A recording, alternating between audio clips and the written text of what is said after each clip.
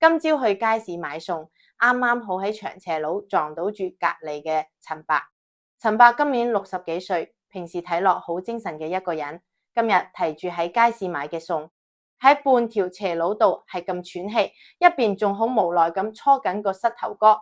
大家或者屋企老人家可能都有呢種情況，突然覺得對腳好似灌咗軟咁重，甚至有時候個心會驚一驚，驚自己唔小心腳軟跌親。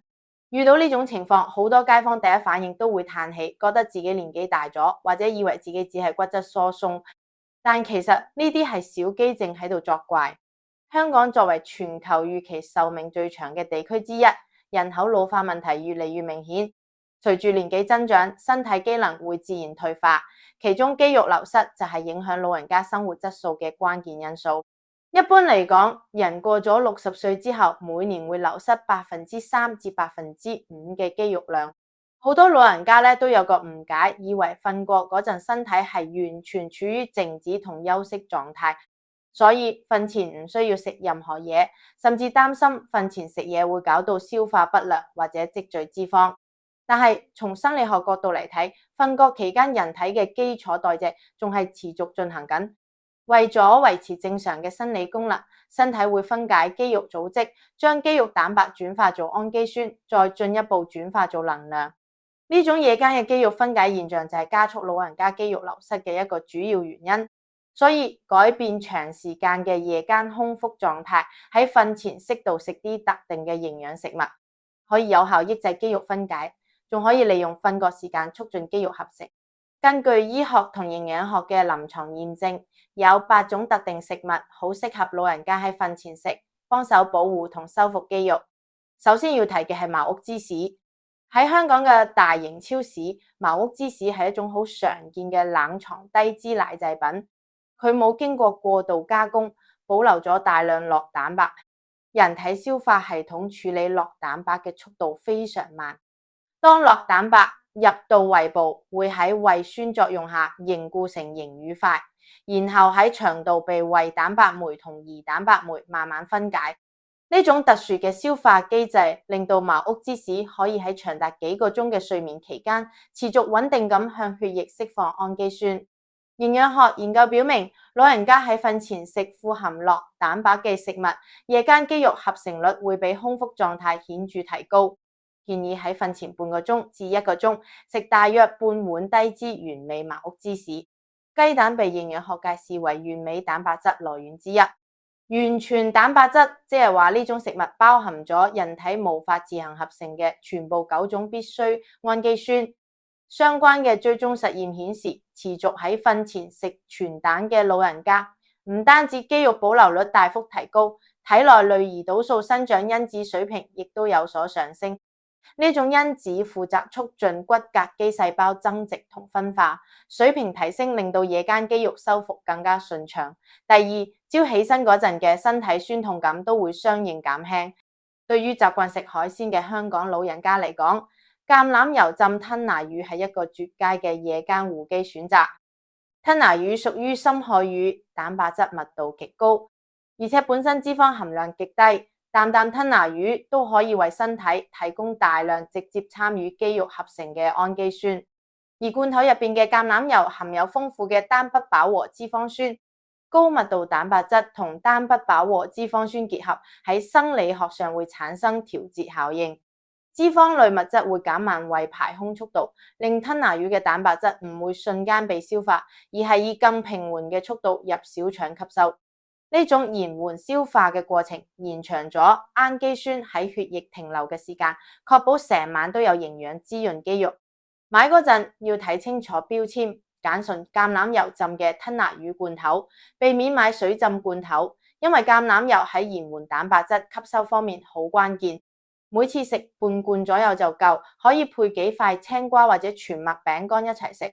希臘乳酪喺老人家嘅夜間營養補充同樣佔有重要地位。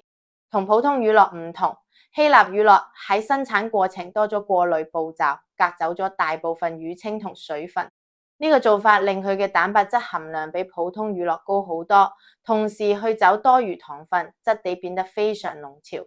希臘乳酪唔單止有高濃度酪蛋白，可以提供夜間持久嘅氨基酸供應，仲含有多種活性益生菌。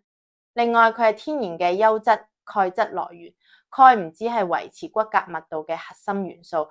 仲係參與神經信號傳導同肌肉正常收縮嘅關鍵礦物質。吸收足夠鈣質有助減少半夜腳抽筋。瞓前食希臘乳酪可以一次過滿足肌肉修復、腸道保健同骨骼支持3個願望。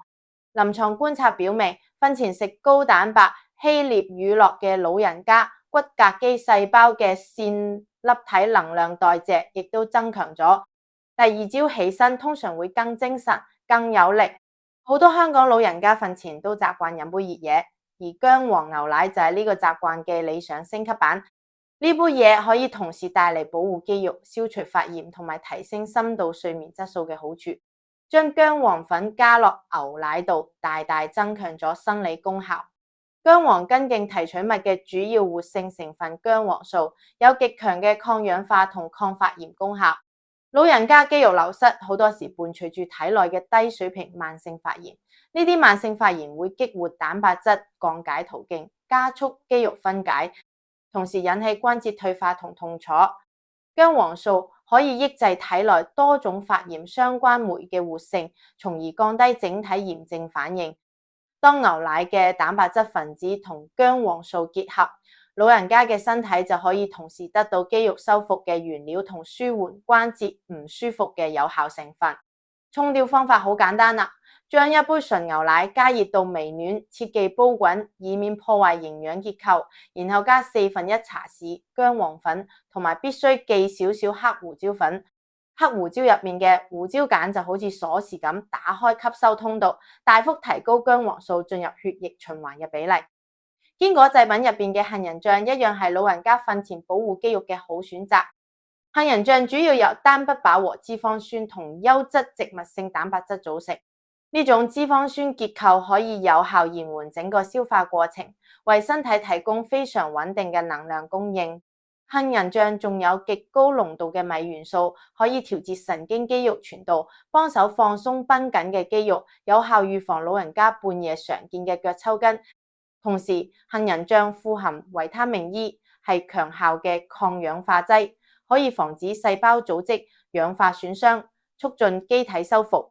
研究證實，老人家瞓前食杏仁製品，夜間氮平衡水平提升。氮平衡係衡量身體處於肌肉合成定分解狀態嘅核心指標，數值提升直接說明肌肉得到更好嘅保留。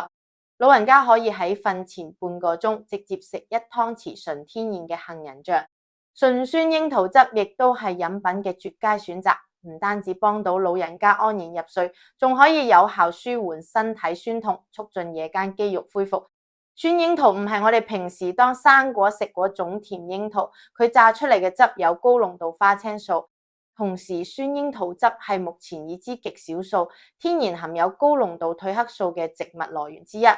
褪黑素係由大腦分泌調節生理時鐘嘅荷爾蒙，直接決定人體嘅睡眠深度同質素。因為天然酸櫻桃汁偏酸，可以按個人口味加水稀釋。但係一定要認準100%冇添加糖嘅純果汁產品，避免買嗰啲成分含糊或者加咗好多糖嘅含糖嘢飲。綜合效果最顯著嘅一定係乳清蛋白奶昔。乳清蛋白係由牛奶分離出嚟嘅極高純度蛋白質，包含咗人體必需嘅所有氨基酸。乳清蛋白最大特點係胃排空，速度極快，腸道吸收率極高。多項嚴謹嘅老年臨床醫學實驗明確指出，即使完全冇做阻力訓練或者額外運動，老人家單靠每晚瞓前攝取40克優質乳清蛋白，夜間肌肉蛋白質合成率就可以顯著提升。乳清蛋白嘅沖調過程超級方便，特別晏夜晚冇胃口嘅老人家，只需要準備1羹優質乳清蛋白粉，倒落裝住常溫水或者無糖杏仁奶嘅搖杯度搖勻就可以飲。總括嚟講，維持充足嘅肌肉量唔單止關係到老人家嘅身形，更直接決定咗佢哋嘅生活獨立性同晚年尊嚴。老人家要明白，夜晚瞓覺期間係身體進行自我大修同重建嘅黃金時間。多謝收睇。如果覺得呢條片分析得有道理，記得撳個 like 同訂閱我哋嘅頻道。我哋下期再見。